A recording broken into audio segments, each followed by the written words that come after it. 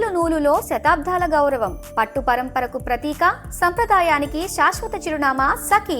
ప్రకాశం జిల్లా డోర్నాల శ్రీశైలం హైవేపై ఉదయాన్నే రోడ్డు పక్కన ఒక వ్యక్తి సాధారణ టీషర్టు, ట్రాక్ ప్యాంట్ వేసుకుని వాకింగ్ చేస్తూ కనిపించాడు. సెక్యూరిటీ హంగామా లేదు, కాన్వాయ్ల శబ్దం లేదు. అటుగా వెళ్లే ప్రయాణికులు చూసి ఎవరో ఒక సాధారణ వ్యక్తి అనుకున్నారు. కానీ కాసేపటి తర్వాత తెలిసింది ఆయన ఎవరో కాదు, స్వయంగా రాష్ట్ర జలవనరుల శాఖ మంత్రి నిమ్మల రామానాయుడు అని.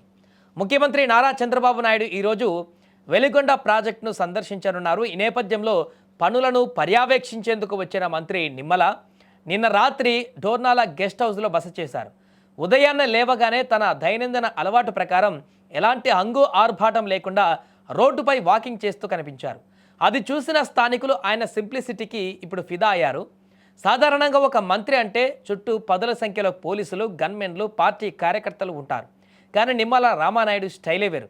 డోర్నాల వీధులలో ఆయన నడుస్తుంటే ఒక రాష్ట్ర స్థాయి మంత్రి మన పక్కనే నడుస్తున్నారనే భావన కూడా కలగనంత సాదాసీదాగా ఆయన ప్రవర్తన ఉంది. నిమ్మల రామానాయుడు గారికి ఇలాంటి సింప్లిసిటీ కొత్తేమీ కాదు. గతంలో కూడా ఆయన ప్రజా సమస్యల పరిష్కారం కోసం మురుగు కాలువలలోకి దిగిన సందర్భాలు ఉన్నాయి. అంతేకాదు పాలకొల్లులో శ్మశాన వాటికలో బస చేసి అక్కడి సౌకర్యాలను మెరుగుపరచడం కోసం ఆయన చేసిన పోరాటం అప్పట్లో దేశవ్యాప్తంగా చర్చనీయాంశమైంది.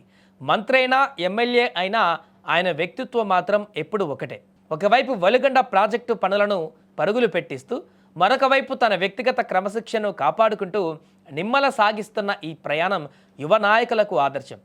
పెద్ద పదవిలో ఉన్న నేల విడవని సామాన్యుడిగా ఆయన కనిపిస్తున్న తీరు సోషల్ మీడియాలోనూ వైరల్ అవుతుంది. మరి మీరేమంటారో కామెంట్ చేయండి.